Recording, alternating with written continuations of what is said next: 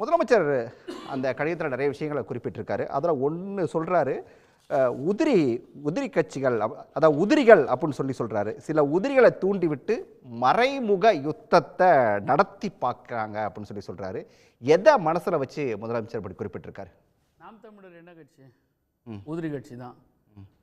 ஒரு பிரதான எதிர்கட்சியாக இருக்கக்கூடிய அதிமுக இந்த களத்திலிருந்து சந்திச்சிருக்கணும்.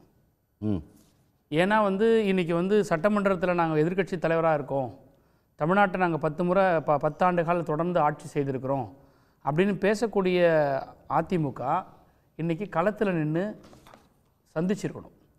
அப்போது திராவிட முன்னேற்ற கழகத்தை எதிர்கொள்வதற்கு அவர்களுக்கான ஒரு தயக்கம் இருக்கிறது.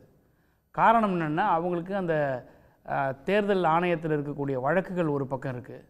அங்கே அதிமுகவில் ஒரு கோஷ்டி தான் இருக்கா அப்படிங்கிற ஒரு குழப்பம் கட்சிக்குள்ளே நிலவிக்கிட்டு இருக்குது.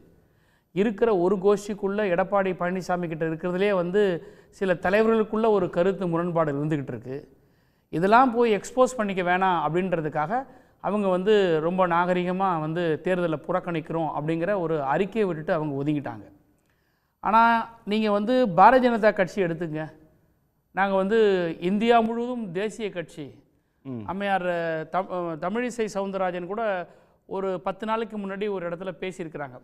அதாவது கும்மிடிப்பூண்டியை தாண்டினா அட்ரஸே கிடைக்காது திமுகவுக்கு அப்படின்னாங்க. நீங்கள் தேசியம் ஃபுல்லாக நேஷனல் பார்ட்டியாக இருக்கிறீங்க. நீங்கள் தமிழ்நாட்டில் ஒரு நாடாளுமன்ற உறுப்பினர் கூட பெற முடியல. அப்போது நேஷனல் பார்ட்டியாக இருக்கிற நீங்கள் ஏன் களத்தில் நின்று ஈரோடு கிழக்கு தேர்தலில் நீங்கள் சந்திச்சிருக்கக்கூடாது?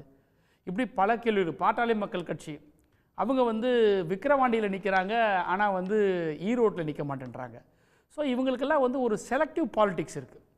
உண்மையிலே ஜனநாயகத்தின் மீது நம்பிக்கை இருந்தால், ஒரு ஆளுங்கட்சி தவறு செய்கிறது, இந்த கட்சிக்கு எதிரான ஒரு கடிவாளத்தை நம்ம போடணும் அப்படின்னு ஜனநாயகத்தின் மீது நம்பிக்கை உள்ள சக்திகளாக இருக்கக்கூடிய அரசியல் கட்சிகளாக இருந்தால் களத்தில் நிற்பாங்க. இவங்க எல்லாமே வியாபார அரசியல், மக்களினுடைய நலன் சார்ந்த, மக்கள் பிரச்சனை சார்ந்த தேர்தலை சந்திக்காதவங்க.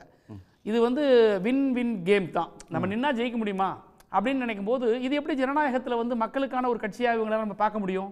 அப்போ இவங்க கம்பெனி நடத்துகிற கட்சியாக தான் இருக்க முடியும், தவிர ஜனநாயகத்தை நடத்துகிற கட்சி இருக்காது.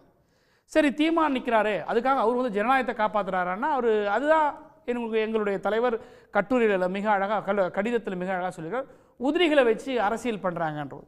அப்போ உதிரிகளை வச்சு யார் அரசியல் பண்ணுறான போது பாரதிய ஜனதா நேரடி கேண்டிடேட்டை நிறுத்தலை. பாரதிய ஜனதாவுடைய ஊதுகோலாக இன்றைக்கி எக்ஸ்போஸ் ஆகிட்டார் நான் தமிழர் சீமான். ஸோ அப்போது சீமானுக்கு ஒரு பினாமி பாஜகவுக்கு ஒரு பினாமி கேண்டிடேட்டாக சீமான் கிடைச்சிட்டார். அதிமுக நேரடி முகத்தோடு வர்றதுக்கு தயாராக இல்லை. அவங்க பாஜகவோட கூட்டணியில் இருக்கிறாங்கன்றது எல்லாருக்குமே தெரியும் மறைமுகமாக. ஸோ பிஜேபி ஒரு மறைமுக உதிரியை நிறுத்தும் போது நாம் எதுக்கு போய் நம்மளுடைய வேர்வை ரத்தத்தையும் உதிரணும் அப்படின்னு நினச்சிட்டு அவங்க ஒரு முகமுடி போட்டு உட்காந்துருக்குறாங்க. பாட்டாளி மக்கள் கட்சியை பொறுத்த வரைக்கும் இதெல்லாம் ஒரு ஒரு கிளவுடு, ஒரு மறைமுகமான கூட்டணி வச்சுருக்கக்கூடிய கட்சி பாஜகவுடையும் அதிமுகவுடையும். ஸோ எல்லாத்துக்கும் சேர்ந்த ஒரு உதிரி ஒன்று கிடைச்சிருக்கு. அவர் தான் அவர் இனிமேல்ட்டு செந்தமிழ் சீமான்லாம் சொல்கிறதெல்லாம் வேஸ்ட்டு. ஏன்னா என்றைக்கு பெரியாரை பற்றி அவதூறாக பேசினாரோ, ஒரு தரைக்குறவான ஒரு நபர் தலைவராக இருக்கார். அவர் இன்னைக்கு ஒரு உதிரியை கொண்டு போய் போட்டிருக்கிறாங்க. எங்கள் தலைவர் உதிரி கட்சி கூட சொல்லி அங்கீகாரம் கொடுக்க விரும்பலை, உதிரின்னுட்டார்.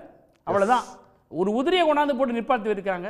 இது அவங்களுக்கு ஜனநாயகத்தின் மீது இருக்கக்கூடிய நம்பிக்கை காட்டுது. நாங்கள் எங்களை பொறுத்த வரைக்கும் தலைவருடைய கடிதத்தில் மிக அழகாக சொல்லியிருக்காரு. ஒரு திமுக தமிழ்நாட்டுக்கு அரசியல் அமைப்பில் நாங்கள் ஆசியஸ் ஹோலிஸ்டிக்காக தமிழ்நாட்டுக்கு ஃபுல்லாக என்ன திட்டங்களை கொடுத்துருக்குறோம், ஈரோடு மாவட்டத்துக்கு ஆய்வுக்கு சமீபத்தில் போகும்போது என்னென்ன திட்டங்களை நாங்கள் ஆய்வு பண்ணியிருக்கிறோம், ஈரோடு கிழக்கு தேர்தல் அந்த தொகுதியில் மறைந்த உறுப்பினர் தன்னுடைய சட்டமன்ற தொகுதி உறுப்பினர் மேம்பாட்டு நிதியில் என்னென்ன பணிகளெல்லாம் பண்ணிக்கிட்டு இருக்காரு, இது எல்லாத்தையும் பட்டியலிட்டு இன்னைக்கு மக்கள் மத்தியில் நெஞ்சை நிமிர்த்தி உரிமையோடு போய் நாங்கள் இன்னைக்கு வாக்கு கேட்குறோம். ஸோ அதனால் இந்த தேர்தலை பொறுத்த வரைக்கும் எங்களுக்கு 2020-26க்கு இது ஒரு கட்டியம் கூறுகிற ஒரு தேர்தலாகும். இன்னைக்கு எந்த திராவிடியனிசத்தை அவதூறு பேசுகிறார்களோ அவங்க மத்தியில் இது இன்னும் பெரியார் இருக்கிறார், இன்னும் திராவிடம் தழைத்தோங்குதுங்கிறதுக்கு மக்களாலேயே பதில் சொல்ல வைக்கக்கூடிய ஒரு தேர்தல். அப்படிதான் நாங்கள் பார்க்குறோம்.